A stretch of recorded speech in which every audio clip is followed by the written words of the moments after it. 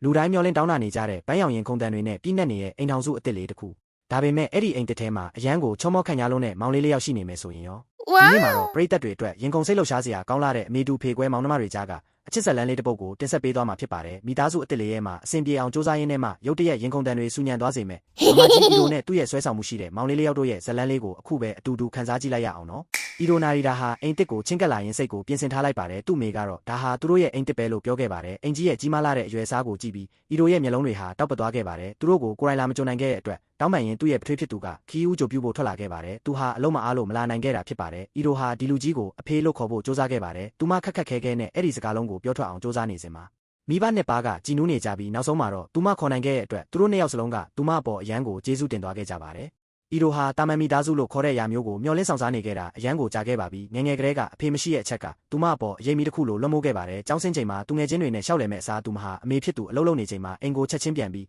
အိမ်တန်ရှင်းရေးလုပ်ဖို့ကိုပဲတက်တက်ကြွကြွရွေးချယ်ခဲ့ပါတယ်။သူမရဲ့ဘဝတစ်ခုလုံးဟာအမေဖြစ်သူကိုကူညီပံ့ပိုးပေးဖို့ကိုပဲအာရုံစိုက်ခဲ့ပါတယ်။ဒါကြောင့်ကျောင်းသူတယောက်အတွက်တာမန်ဘဝဆိုတာဘာလဲဆိုတာကိုသူမမေ့လျော့နေခဲ့ရင်မဲ့အခုကစားပြီးတာမန်ထက်တန်းကျောင်းသူလေးတယောက်လိုနေထိုင်သွားမယ်လို့တစ္ဆာဆိုခဲ့ပါတယ်။ကောင်းကောင်းစော့မယ်စူးစမ်းပန်းစားစာတင်မယ်ပြီးတော့နောက်ဆုံးမှာတာမန်ချစ်ရေးလေးတစ်ခုရှိလာမယ်ပေါ့။သူမတကားဖွင့်လိုက်တဲ့အချိန်မှာရွှေဝါရောင်ဆံပင်နဲ့ကောင်လေးတယောက်ရဲ့အသက်ကြီးတဲ့အကိုနှစ်ယောက်ရဲ့ကသူမကိုနှွေးထွေးစွာကြိုဆိုခဲ့ကြပါတယ်။ဆံပင်ညုံတဲ့ကောင်လေးကပြုံးပြနေပြီးဆံပင်ဖြူတဲ့ကောင်လေးကတော့အေးဆက်ဆက်နေပါတယ်။ရွှေဝါရောင်ဆံပင်နဲ့ယူအီကသူမကိုမိသားစုတွေကြိုဆိုခဲ့ရင်မဲ့ဒီလောက်ချောတဲ့အကိုကြီးနှစ်ယောက်ကဒီမှာဘာလုပ်နေတာလဲဆိုတာကိုတွေးပြီးသူမအံ့အားသင့်သွားခဲ့ပါတယ်။သူမရဲ့အမေကအန်တသွားအောင်လို့ပါလို့ပြောခဲ့ပြီးဒီကောင်လေး၃ယောက်စလုံးဟာသူမရဲ့မောင်လေးတွေဖြစ်တယ်လို့ပြောလိုက်တဲ့အတွက်အီရိုတယောက်မေ့လဲသွားခဲ့ပါတယ်အီရိုရဲ့မျက်လုံးပေါ်မှာမျက်နှာတုပ်ပူဝါလေးတင်ပေးထားရင်းနဲ့သူမရဲ့အမေကတောင်းပန်ခဲ့ပါတယ်အဖေဖြစ်သူအီဆာအိုရဲ့အရင်အိမ်ထောင်ကကလေးတွေရှိတယ်ဆိုတာကိုပြောဖို့မေ့သွားခဲ့လို့ပါအီရိုအနေနဲ့ကြိုတင်ပြင်ဆင်မှုတွေပို့လုပ်ထားခြင်းခဲ့ရင်မဲ့လေသူမအဆင်ပြေပါတယ်အကြီးဆုံးဖြစ်တဲ့ကန်းကသူမကိုရေတဖန်ခွက်ပေးခဲ့ပါတယ်သူမကတော့ကန်းကိုကြည့်ပြီးအရန်ကိုတောက်ပလုံးတယ်လို့ထင်ခဲ့ပါတယ်သူကယူအီဟာဒီຫນွေဦးမှာတတိယတန်းဆက်တက်တော့မယ်လို့ပြောပြခဲ့ပါတယ်ယိုကူကလည်းတစ်ချိန်တည်းမှာပဲအထက်တန်းကျောင်းဆက်တက်မှာဖြစ်ပ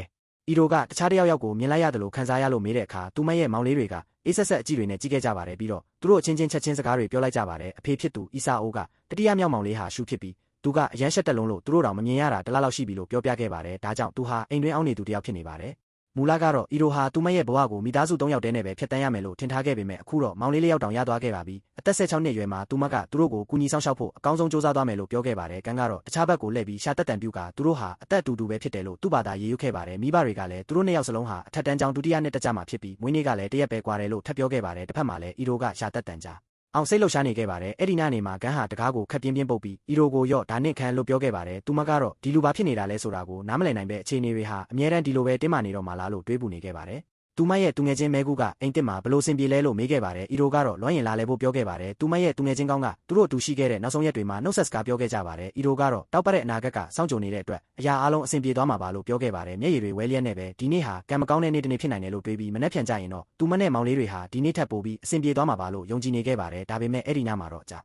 အလောင်ဆူညံလာတဲ့တတဝါကြီးတကောင်လိုအတန်တွေကိုကြားပြီးသူမအရန်ကိုလန့်ဖြတ်သွားခဲ့ပါတယ်မနက်ခင်းမှာတော့အီရိုဟာသူမရဲ့မောင်လေးတွေအင်ဂျီမပါပဲတွားတိုက်နေတာကိုမြင်ပြီးဘာလို့ရမှန်းမသိဖြစ်သွားခဲ့ပါတယ်သူမကမနက်စာလုပ်ထားတယ်လို့ပြောတဲ့အခါယူအီဟာအရန်ကိုအံ့အားသင့်သွားခဲ့ပါတယ်သူကသူတို့အိမ်ကအစားအစာတွေဆိုအမြဲတမ်းမေးတူးနေရမယ်လို့ထင်ထားခဲ့တာပါယိုကူကဒါကတော့ပုံမှန်ဆိုကန်းချက်ပေးနေကြမလို့ပေါ့လို့ပြောခဲ့ပါတယ်ကန်းကတော့ဒါတွေအားလုံးဟာမလိုပါဘူးလို့ပြောခဲ့ပါတယ်အီရိုကလည်းဘိုင်းမစားရင်အတင်းမစားပါနဲ့လို့ပြန်ပြောခဲ့ပေမဲ့သူကတော့စားခဲ့ပါတယ်ပြီးတော့သူမရဲ့မင်းညာဟောက်တန်ဟာအရန်ကျဲတယ်လို့ပြောခဲ့ပေမဲ့ဒါဟာသူမဟုတ်ခဲ့ပါဘူးယိုကူကတော့ဒါဟာယူအီရဲ့အိမ်မွေးတိရစ္ဆာန်ဖြစ်လိမ့်မယ်လို့ထင်ခဲ့ပါတယ်သူဟာမနေ့ကဖားကြီးတကောင်ကိုဖမ်းမိခဲ့တာဖြစ်ပြီးဒါဟာအီရိုစိတ်ကူးထားတဲ့အတိုင်းကွက်တီပါပဲယူအီဟာရှက်သွားခဲ့ပါတယ်သူကယိုကူကိုဂိုမက်စ်ကွန်ကြောင်ရှုပ်ဝတ်ထားပေးဖို့ပြောခဲ့ပါတယ်ဂန်းကတော့အစားအစာအတွက်ကျေးဇူးတင်စကားပြောခဲ့ရင်မဲ့စကားကိုလိုရင်းတို့ရှင်းပဲပြောခဲ့ပါတယ်အီရိုကတော့ဂန်းဟာသူမပေါ်ရင်းနှီးလာဖို့စိတ်ကူးမရှိတာလားလို့တွေးမိခဲ့ပါတယ်ဖြစ်နိုင်တာကတော့သူဟာသူ့ဖေနောက်အိမ်ထောင်ပြတာကိုသဘောမတူတာဖြစ်နိုင်ပါတယ်အီရိုရဲ့ထင်ကြီးတွေဟာမကြခင်မှာပဲမိုင်းရင်ကြောင်တက်တည်ပြနိုင်ခဲ့ပါတယ်သူမရဲ့မိဘတွေဝင်လာပြီးအဖေဖြစ်သူကຫນွေဦးကျောင်းပိတ်ရက်မှာအားလုံးအတူတူတနေရာရာကိုသွားကြမယ်လို့ပြောတဲ့အခါဂန်းကစကားဖြတ်ပြီးအမေနဲ့အတူပဲနှစ်ယောက်တည်းသွားဖို့သူ့ဖေကိုပြောခဲ့ပါတယ်သူတို့မင်္ဂလာဆောင်မလုပ်ခဲ့ရတဲ့အတွက်ပြားရီစံခီးထွက်ပြီးအတူတူအမတ်တရတွေဖန်တီးစေခြင်းခဲ့တာဖြစ်ပါတယ်သူဟာသူတို့နှစ်ယောက်အတွက်တဲခိုခန်းတစ်ခုကိုတောင်ကြိုတင်ပုတ်ကင်လုပ်ပေးထားခဲ့ပါတယ်ဝါ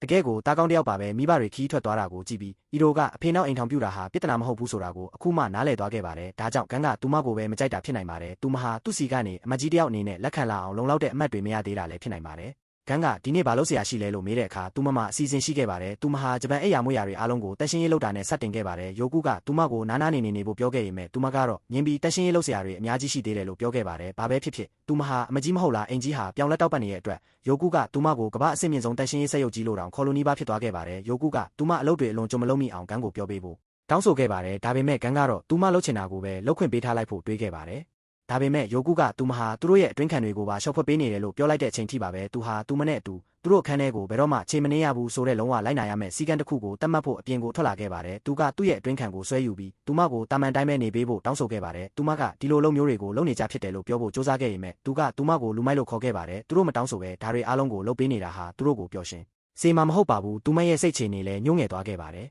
သူမကတောင်းပန်ခဲ့ပြီးဒါကိုတော့သူ့ဘာသာပဲဖြေရှင်းခိုင်းလိုက်တော့မယ်လို့ပြောခဲ့ပါတယ်သူမကတော့သူကအစကတည်းကအမကြီးတယောက်မလိုချင်ဘူးဆိုတာကိုပြောပြခဲ့ရင်ကောင်းမှာပဲလို့တွေးမိခဲ့ပါတယ်သူမအကောင်းဆုံးစ조사ရင်တနေ့မှသူတို့နားလည်မှုရလာလိမ့်မယ်လို့ထင်ထားခဲ့တာပါယူအီကတော့ဂန်းကိုထက်ခါတလဲလဲထိုးနှက်ပါတော့တယ်ယိုကူကလည်းသူ့ကိုလူမိုက်လို့ခေါ်ခဲ့ပါတယ်သူကဂန်းဟာအရန်ကိုလွန်သွားခဲ့တယ်လို့ထင်ခဲ့ပါတယ်အီဒိုဟာမတောင်းဆိုဘဲနဲ့အတင်းတွေလုပ်ပေးမိခဲ့တဲ့အတွက်ဘလောက်တောင်ရှက်စရာကောင်းလဲဆိုတာကိုတွေးပြီးကုတင်ပေါ်မှာလဲနေခဲ့ပါတယ်ယိုကူကသူမရဲ့အခန်းတကားစီလာပြီးစကားပြောခဲ့ပါတယ်ဂန်းဟာသူတို့အတွက်ညစာချက်ဖို့ဈေးဝယ်ထွက်သွားတာဖြစ်ပြီးအစားအသောက်တွေအားလုံးကိုသူတယောက်တည်းတဲလာနိုင်မှာမဟုတ်ဘူးလို့ရှင်းပြခဲ့ပါတယ်အီဒိုကတွားကူညီဖို့စိုးရိမ်နေခဲ့ပေမဲ့ယိုကူကတော့ဒါကိုပေါ့ပေါ့ပါပါပဲတွေးခိုင်းခဲ့ပါတယ်သူကဂန်းဟာတယောက်ယောက်ကသူ့အပေါ်ကောင်းပြလာတဲ့အခါဘလို့တုံ့ပြန်ရမှန်းမသိဖြစ်တတ်တာပါလို့အာမခံခဲ့ပါတယ်သူတို့မေဆုံးပါသွားကြတဲ့ကဂန်းဟာဘယ်တော့မှအားနည်းချက်မပြဖို့စိတ်ပိုင်းဖြတ်ထားခဲ့တာဖြစ်ပါတယ်သူမဆုံးပါခင်မှာဂန်းဟာအကြီးဆုံးဖြစ်တဲ့အတွက်လူတိုင်းကိုစောင့်ရှောက်ပေးဖို့ပြောခဲ့ပါတယ်သူဟာအမြဲတမ်းငိုယိုမနေနိုင်ခဲ့ပါဘူးအဲ့ဒီအချိန်ကစပြီးဘသူကပဲတောင်းဆိုပါစေသူ့ရဲ့အားနည်းချက်ကိုပြသဖို့ဟာသူ့အတွက်အရန်ကိုခက်ခဲခဲ့ပါတယ်သူဟာကြောက်စရာကောင်းပုံရပေမဲ့ယိုကူကတော့ဂန်းဟာသူတို့ရဲ့မိသားစုအစ်စ်ကိုသူ့နေသူဟန်နဲ့တန်မိုးထားဖို့စ조사နေတာပါလို့ယုံကြည်နေခဲ့ပါတယ်သူဟာဟင်းသီးဟင်းရက်တွေနောက်ွယ်မှာပုံနေတဲ့အီဒိုကိုမြင်သွားပြီးဒီကိုဘာလို့လာတာလဲလို့မေးခဲ့ပါတယ်သူကသူမဟာလမ်းပိတ်နေရလို့ပြောခဲ့ပါတယ်သူမကအိတ်တွေဟာတယောက်တည်းတည်ဖို့အရန်လေးနေလိမ့်မယ်လို့ပြောခဲ့ပါတယ်သူကရှာတက်တန်ပြူပြီးတောက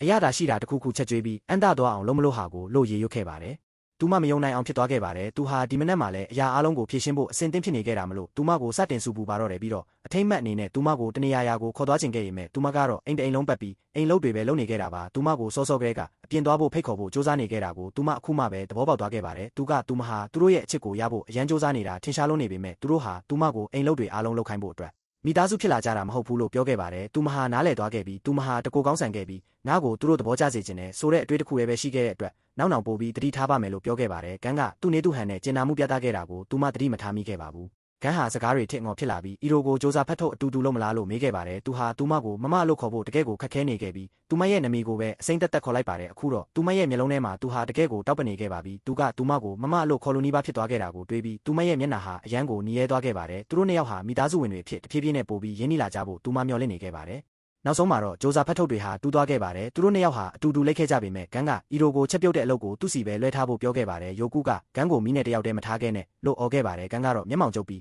ရပြီပြန်လုပ်ဖို့ငါ့ကို2 နာရီချိန်ပေးလို့ပြောခဲ့ပါတယ်ဒါပေမဲ့အီရိုကတူးနေတဲ့စ조사ဖတ်ထုတ်ကိုရုတ်တရက်ကောက်စားလိုက်တဲ့အတွက်လူတိုင်းအံ့အားသင့်သွားခဲ့ကြပါတယ်သူမကဒါဟာမမျှော်လင့်ပဲအရသာရှိတယ်လို့ပြောခဲ့ပေမဲ့ယူအီတယောက်တည်းသာတွားရီကြနေပုံရပါတယ်ဂန်းကမိခင်ပြားကိုဆွဲဖယ်လိုက်ပါတယ်သူကအီရိုကိုအတင်းမစားစေချင်ခဲ့ရင်မဲ့သူမကတော့အတင်းစားနေတာမဟုတ်ပါဘူးလို့အာမခံခဲ့ပါတယ်သူမရဲ့အမေဟာအမြဲတမ်းအလုပ်ရှုပ်နေခဲ့တဲ့အတွက်အစားအစာတွေဟာအမြဲတမ်းအီရိုကိုယ်တိုင်လုပ်ခဲ့တာတွေရဲ့ချစ်ပါတယ်တခြားတယောက်ကသူမအတွက်လုပ်ပေးတဲ့အရာမှန်သမျှဟာသူမအတွက်တော့အရသာရှိလာတဲ့စားပွဲတစ်ခုဖြစ်ပါတယ်သူမကစ조사ဖတ်ထုတ်တစ်လုံးကိုကောက်ယူပြီးဒါတွေကတကယ်ကိုကောင်းတယ်လို့ဂန်းကိုပြောခဲ့ပါတယ်သူမကသူ့ကိုမြည်စမ်းကြည့်စေချင်ခဲ့တာပါအခြေအနေကတော့အနေရခက်စရာဖြစ်သွားခဲ့ပါတယ်ယိုကူကအီရိုကဂန်းကိုလောက်ခိုင်းနေတာလို့ရှင်းပြခဲ့ပါတယ်သူမဟာမားသွားပြီလို့ထင်လိုက်ပေမဲ့သူကအဲ့ဒါကိုပါဆက်ထဲအတင်းထည့်စားလိုက်တဲ့အတွက်အန်တသွားခဲ့ပါတယ်ဂန်းကတော့တကယ်ကိုရှက်သွားခဲ့ပါတယ်အီရိုကတော့အရန်ကိုစိတ်လှုပ်ရှားသွားပြီးခေါင်းထဲမှာဗလာဖြစ်သွားခဲ့ပါတယ်သူမကဒီအမတ်တရားကိုခေါင်းထဲမှာဆွဲမြဲနေအောင်နောက်တစ်ခေါက်ပြန်လုပ်စေချင်ခဲ့ပါတယ်ဂန်းကသူမကိုစိတ်မလွတ်ဖို့ပြောခဲ့ပေမဲ့ယူအီတောင်သူတို့နှစ်ယောက်အဆင်ပြေတာကိုမြင်ချင်နေခဲ့ပါတယ်အီရိုရဲ့နှလုံးသားဟာပြည့်စုံသွားခဲ့ပါတယ်သူမဟာရှူအတွက်အစားအစာတွေခြံထားပေးခဲ့ပြီးမောင်နှမတွေရှိရတာဟာဒီလောက်တောင်ကောင်းတဲ့ခံစားချက်မျိုးလားလို့တွေးနေခဲ့ပါတ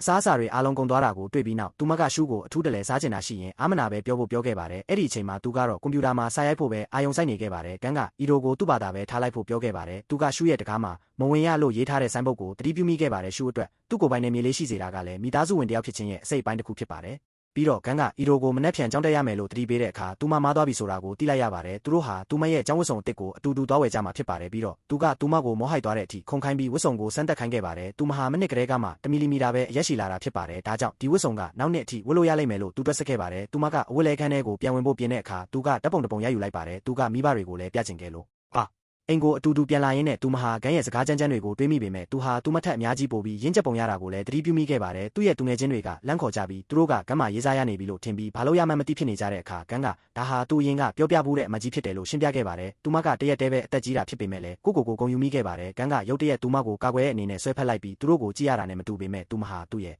ဲ့မကြီးဖြစ်တယ်လို့ပြောကဘာပြဿနာရှိလဲလို့မေးခဲ့ပါတယ်ဒါဟာသူမရဲ့ရင်ခုန်တန်ကိုမြန်ဆန်စေခဲ့ပါတယ်မိုးတွေတီးတီးမီမီရွာချလာတဲ့အတွက်သူမကိုဆွဲခေါ်သွားခဲ့ပါတယ်သူမကတော့သူကကောင်းစေခြင်းလို့ပြောလိုက်တာပဲလို့ထင်ထားခဲ့ပေမဲ့ဒါဟာသူထင်ထားတာထက်သူမကိုပိုပြီးပျော်ရွှင်စေခဲ့ပါတယ် အဲ့ဒီနာနေမှာသူမဟာအပြင်းထန်ချက်ပြုတ်ပါတော့တယ်သူမရဲ့ခေါင်းထဲမှာအတွေးတွေရှုပ်ထွေးနေခဲ့တာကြောင့်ပါယိုကူကဂန်းဟာသူတို့ရဲ့အမကြီးကိုထူးထူးဆန်းဆန်းပုံစံမျိုးနဲ့ကြည့်နေပြီလားလို့စပြီးတန်တရားဝင်လာခဲ့ပါတယ်ဂန်းကတော့သူမကိုကြည့်ရတာပြောဖို့ကောင်းလို့ဖြစ်ပြီးသူမရှိနေရင်သူဘယ်တော့မှပြင်းမှာမဟုတ်ဘူးလို့ပြောခဲ့ပါတယ်ယူအီကလည်းသူတနေ့အိမ်ထောင်ပြုရင်အီဒိုလိုမိန်းကလေးမျိုးနဲ့ပဲလက်ထပ်ချင်တယ်လို့ထပ်ပြောခဲ့ပါတယ်သူကသူကြီးလာရင်သူမကိုလက်ထပ်လို့ရမလားလို့မေးခဲ့ပါတယ်ယိုကူကတော့အဲ့ဒီလန်အကတကယ်ကိုကြမ်းတမ်းလိမ့်မယ်လို့ပြောခဲ့ပါတယ်အီဒိုကလှည့်ပြီးသူတို့ဘာတွေပြောနေကြတာလဲလို့မေးတဲ့အခါသူတို့ကဒါဟာရှုပ်ဝက်ချက်ပဲလို့ပြောခဲ့ကြပါတယ်နောက်ဆုံးမှာတော့အီဒိုဟာသူမရဲ့အတန်းတစ်မှာကိုမိတ်ဆက်ခဲ့ပြီးចောင်းသားအားလုံးကသူမကန်နဲ့အတူတူနေနေတာကိုသိပြီးစူညံသွားခဲ့ကြပါတယ်သူမကတော့အရာအားလုံးအဆင်ပြေသွားမှာပါလို့ယုံကြည်နေခဲ့ပါတယ်ဒါပေမဲ့အဲ့ဒီညနေမှာပဲသူတို့ရဲ့အဖေဖြစ်သူကရုတ်တရက်ကြေညာချက်တစ်ခုထုတ်ပြန်ခဲ့ပါတယ်သူ့ရဲ့အလုပ်ကဟော့ကိုင်းတို့ကိုပြောင်းရွှေ့ဖို့ဖြစ်ပါတယ်အီဒိုကတော့အခုဘာတွေဆက်ဖြစ်လာမလဲဆိုတာကိုမသိတော့ပါဘူးအိုးဝါမောင်နှမအချစ်ဇလန်းတွေကိုရောက်သွားခဲ့ကြပြီပေါ့ဒီလိုဇလန်းမျိုးကိုတင်ဆက်မပေးဖြစ်တာတော်တော်ကြာသွားခဲ့ပါပြီ